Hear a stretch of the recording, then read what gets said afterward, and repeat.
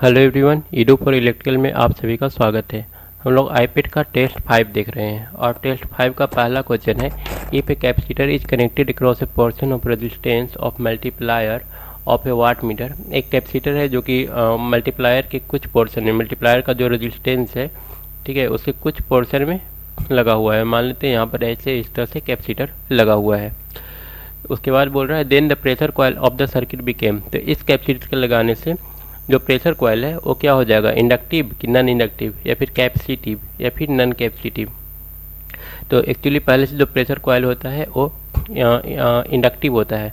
तो जब हम लोग कैपेसिटर लगा देंगे तो वो जो इंडक्टिव नेचर है वो फिनिश हो जाएगा, ख़त्म हो जाएगा और ये बन जाएगा नॉन इंडक्टिव। तो बी इसका सही आंसर होगा।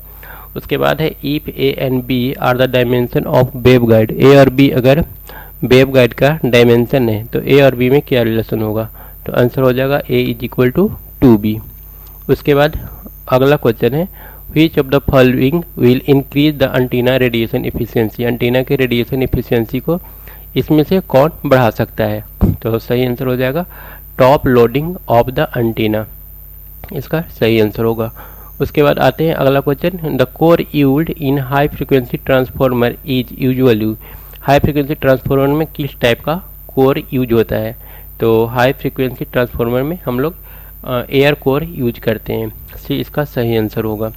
उसके बाद अगला क्वेश्चन बोल रहा है from which of the following transfer function can be obtain.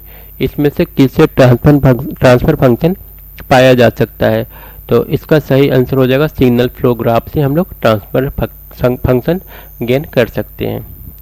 अगला क्वेश्चन है which of the following is multi band HF receiving antenna. इसमें से कौन multi band HF receiving antenna है, तो सही आंसर हो जाएगा लॉग पीरियोडिक, बी इसका सही आंसर होगा। उसके बाद है in lossless inverter. Lossless inverter में the average power absorbed in one period में जो एवरेज पावर एब्जॉर्ब होता है by the load must be, वो लोड के द्वारा जो एवरेज पावर एब्जॉर्ब होगा वन पीरियड के दौरान वो इक्वल होगा to average power supplied by the DC source, ये इसका सही आंसर होगा। अगला क्वेश्चन है the wooden pole will impregnated with creosote oil. ठीक है, क्रियोसाइट ऑयल से या तो इम्प्रेग्नेटेड होता है या फिर प्रिजर्वेटिव कंपाउंड उसमें लगा होता है, और इसको लगाने से उसका लाइफ कितना हो जाता है, तो कैरियोसाइट ऑयल या फिर प्रिजर्वेटिव लगाने से इसका जो लाइफ है 25 से 30 साल तक हो जाता है, सी इसका सही आंसर होगा। उसके बाद अगला है an equaliser used to compensate the distortion in communication system. Communication system में डिस्टॉर्शन को कंपनसेट करने के लिए इक्वलाइजर का यूज होता है। By faithful recovery of a original signal is nothing but illustration of a, actual में है क्या, तो this is an illustration of, इसका सही आंसर हो जाएगा इन्वर्टिबल सिस्टम, सी। उसके बाद अगला है due to which of the following reason, किस कारण से एक्सेसिव बैंडविथ, ठीक है, excessive bandwidth in control system should avoided. Excessive जो बैंडविथ होता है कंट्रोल सिस्टम में हम लोग यूज नहीं करते हैं, उसका वजह क्या है, तो एक्सेसिव बैंडविथ जो होगा और प्रोपोर्शनल होता है, बैंडविथ एक्चुअली प्रोपोर्शनल होता है नॉइज का, नॉइज बढ़ जाएगा। उसके बाद अगला क्वेश्चन है the square wave operation of 3 phase VSI lines contains the harmonics. Square wave operation जो होता है 3 फेज VSI लाइन का, उसमें हार्मोनिक्स होता है।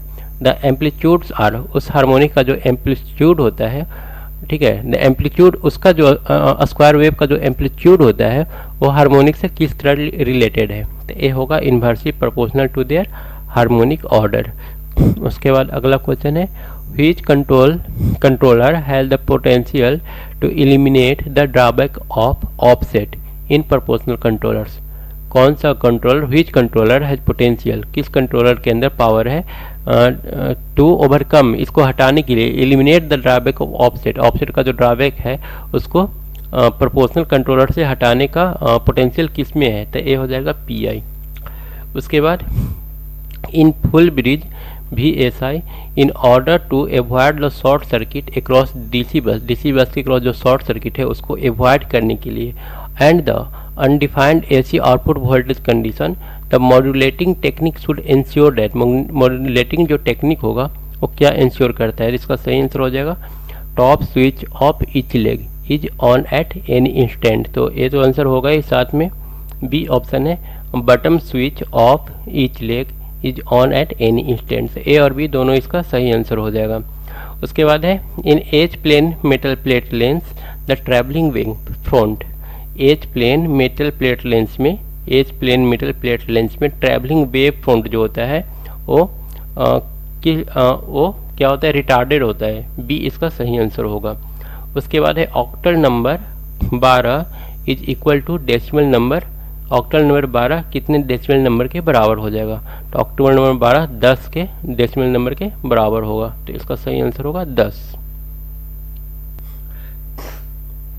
अगला क्वेश्चन है very large value of modulation index lead to, very large value of modulation index lead to square AC output voltage. A इसका सही आंसर होगा। उसके बाद है the effects of EMI can be reduce bye.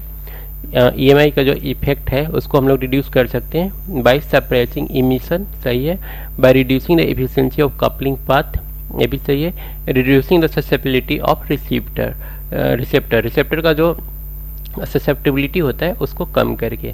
तो यहाँ पर डी हम लोग का सही आंसर होगा, ऑल ऑफ दीज। उसके बाद अगला क्वेश्चन है a system is said to be shift invariant only if. System को हम लोग शिफ्ट इनवेरिएंट कब बोलेंगे? तो इसका सही आंसर होगा a shift in input signal also result in corresponding shift in output.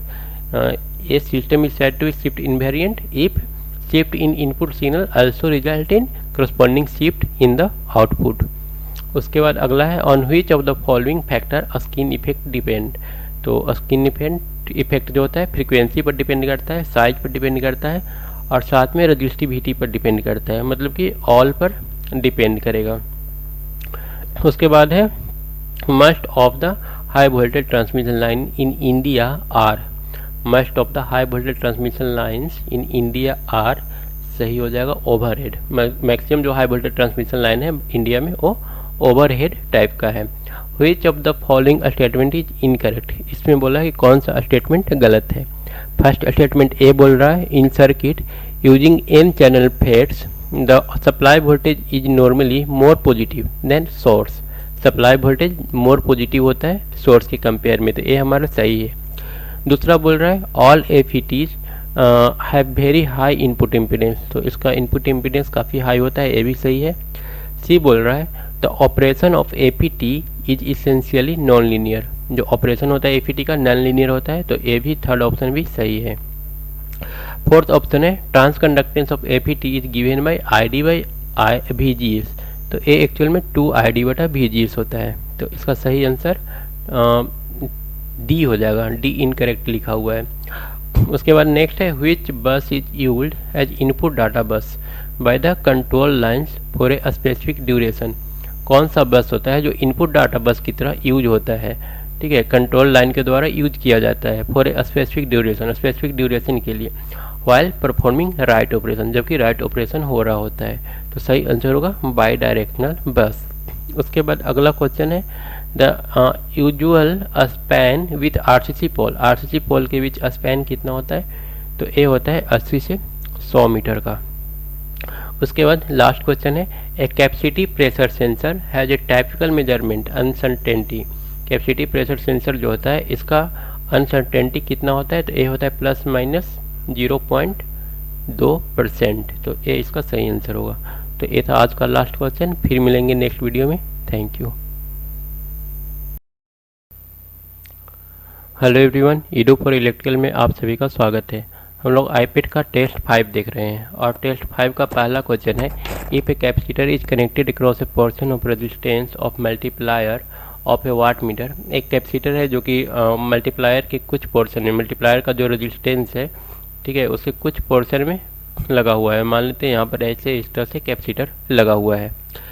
उसके बाद बोल रहा है then the pressure coil of the circuit became. तो इस कैपेसिटर के लगाने से जो प्रेशर कॉइल है वो क्या हो जाएगा, इंडक्टिव कि नॉन इंडक्टिव, या फिर कैपेसिटिव या फिर नॉन कैपेसिटिव।